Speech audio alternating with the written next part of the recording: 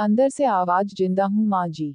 तो फिर मेरी चाय क्यों अभी तक नहीं आई? कब से पूजा करके बैठी हूँ। ला रही हूँ माँ जी। बहू चाय के साथ भजिया भी ले आई। सास ने कहा तेल का खिलाकर क्या मरोगी। बहू ने कहा ठीक है माँ जी, ले जाती हूँ। सास ने कहा रहने दे, अब बना दिया है तो खा लेती हूँ। सास ने भजिया उठाए और कहा कितनी गंदी भजिया बनाई है तुमने। बहू माँ जी मुझे कपड़े धोने हैं, मैं जाती हूँ। बहू दरवाजे के पास छिपकर खड़ी हो गई। सास भजिया पर टूट पड़ी और पूरी भजिया खत्म कर दी। बहू मुस्कुराए और काम पर लग गई। दोपहर के खाने का वक्त हुआ। सास ने फिर आवाज लगाई कुछ खाने को मिलेगा। बहू ने आवाज नहीं दी। सास फिर चिल्लाई भूखे मारोगी क्या। बहू आई सामने खिचड़ी रख दी। सास गुस्से से ये क्या है, मुझे इसे नहीं खाना, इसे ले जाओ। बहू ने कहा आपको डॉक्टर ने दिन में खिचड़ी खाने को कहा है, खाना तो पड़ेगा ही। सास मुंह बनाते हुए, हाँ तू मेरी माँ बन जा। बहू फिर मुस्कुराए और चली गई। आज इनके घर पूजा थी। बहू सुबह 4 बजे से उठ गई। पहले स्नान किया, फिर फूल लाए, माला बनाए, रसोई साफ की, पकवान और भोज बनाया। सुबह के 10 बज गए। अब सास भी उठ चुकी थी। बहू अब पंडित जी के साथ भगवान के वस्त्र तैयार कर रही थी। आज ऑफिस की छुट्टी भी थी और उनके पति भी घर पर थे। पूजा शुरू हुई। सास चिल्लाती बहू ये नहीं है, वो नहीं है। बहू दौड़ी दौड़ी आती और सब करती। अब दोपहर के 3 बज गए थे। आरती की तैयारी चल रही थी। पंडित जी ने सबको आरती के लिए बुलाया और सबके हाथों में थाली दी। जैसे ही बहू ने थाली पकड़ी, थाली हाथों से गिर पड़ी। शायद भोज बनाते हुए बहू के हाथों में तेल लगा था, जिसे वो पोंछना भूल गई थी। सारे लोग तरह तरह की बातें करने लगे। कैसी बहू है, कुछ नहीं आता, एक काम भी ठीक से नहीं कर सकती, ना जाने कैसी बहू उठा लाए। एक आरती की थाली भी संभाल नहीं सकी और उसके पति भी गुस्सा हो गए, पर सास चुप रही। कुछ नहीं कहा, बस यही बोल के छोड़ दिया सीख रही है, सब सीख जाएगी धीरे धीरे। अब सबको खाना परोसा जाने लगा। बहू दौड़ दौड़ के खाना देती, फिर पानी लाती। करीब 70-80 लोग हो गए थे। इधर 2 नौकर और बहू अकेली, फिर भी वहां सारा काम बहुत ही अच्छे तरीके से करती। अब उसकी सास और कुछ आस पड़ोस के लोग खाने पर बैठे। बहू ने खाना परोसना शुरू किया। सबको खाना दे दिया गया। जैसे ही पहला निवाला सास ने खाया, तुमने नमक ठीक नहीं डाला क्या? एक काम ठीक से नहीं करती, पता नहीं मेरे बाद कैसे ये घर संभालेगी। आस पड़ोस वालों को तो जानते ही हो ना साहब, वो बस बहाना ढूंढते हैं नुक्स निकालने का। फिर वो सब शुरू हो गए, ऐसा खाना है, ऐसी बहू है, ये वो वगैरह वगैरह। दिन का खाना हो चुका था। अब बहू बर्तन साफ करने नौकरों के साथ लग गई। रात में जगराता का कार्यक्रम रखा गया था। बहू ने भी 1-2 गीत गाने के लिए स्टेज पर चढ़ी। सास जोर से चिल्लाई मेरी नाक मत कटा देना, गाना नहीं आता तो मत गा, वापस आ जा। बहू मुस्कुराए और गाने लगी। सबने उसके गाने की तारीफ की, पर सास मुंह फुलाते हुए बोली, इससे अच्छा तो मैं गाती थी जवानी में, तुझे तो कुछ भी नहीं आता। बहू मुस्कुराए और चली गई। अब रात का खाना खिलाया जा रहा था।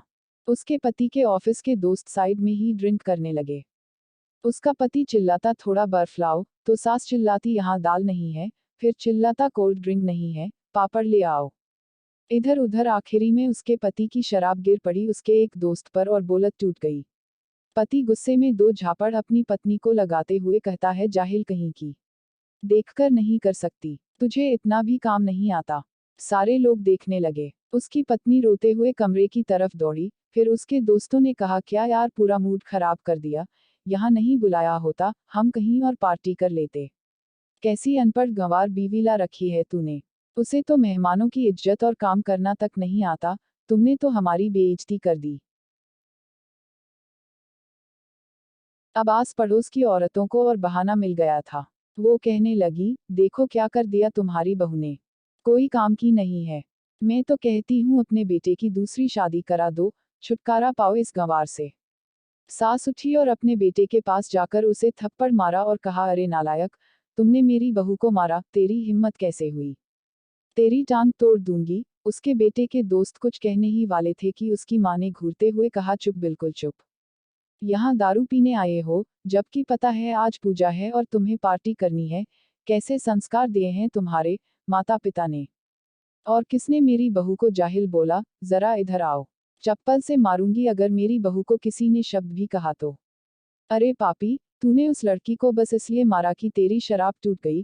पापी, वो बच्ची सुबह 4 बजे से उठी है, घर का सारा काम कर रही है, ना सुबह से नाश्ता किया ना दिन का खाना खाया, फिर भी हंसते हुए सबकी बातें सुनते हुए ताने सुनते हुए घर के काम में लगी रही। तेरे यार दोस्तों को वो अच्छी नहीं लगी। जूते से मारूंगी तेरे दोस्तों को जो कभी उन्होंने ऐसा कहा। उसके यार दोस्त चुपके से खिसक लिए। अब सास बहू के कमरे में गई और बहू का हाथ पकड़कर बाहर लाई। सबके सामने कहने लगी, किसने कहा था अपनी बहू को घर से निकाल के दूसरी बहू ले आना? जरा सामने आओ। कोई सामने नहीं आया। फिर सास ने कहा, तुम जानते भी क्या हो इस लड़की के बारे में? ये मेरी माँ भी है, बेटी भी। माँ इसलिए मुझे गलत काम करने पर डांटती हैं और बेटी इसलिए, कभी कभी मेरी दिल की भावनाएं समझ जाती हैं। मेरी दिन रात सेवा करती है, मेरे 1000 ताने सुनती है पर एक शब्द भी गलत नहीं कहती।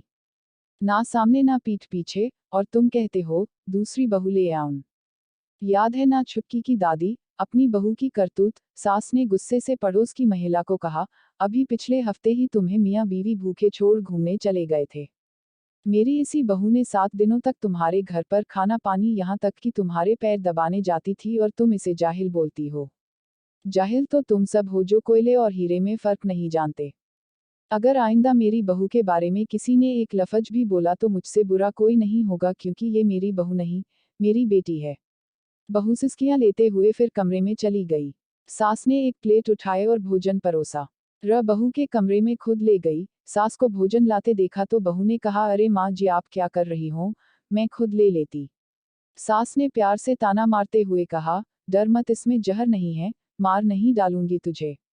तुझे नई सास चाहिए होगी, पर मुझे अभी भी तू ही मेरे घर की बहू चाहिए। बहू ने अपनी सास को रोते हुए गले से लगा लिया। सास भी रो दी पहली बार और कहा, चल खाना खा ले। फिर मजाक करते हुए कहा, फिर मेरे पैर दबाने चले आना और ये ख्याल मन में मत लाना कि सास पैर बोलती है, किसी दिन मैं इसका गला दबा दूंगी, क्योंकि कभी मैं भी यही सोचती थी। दोनों खूब हंसने लगती हैं।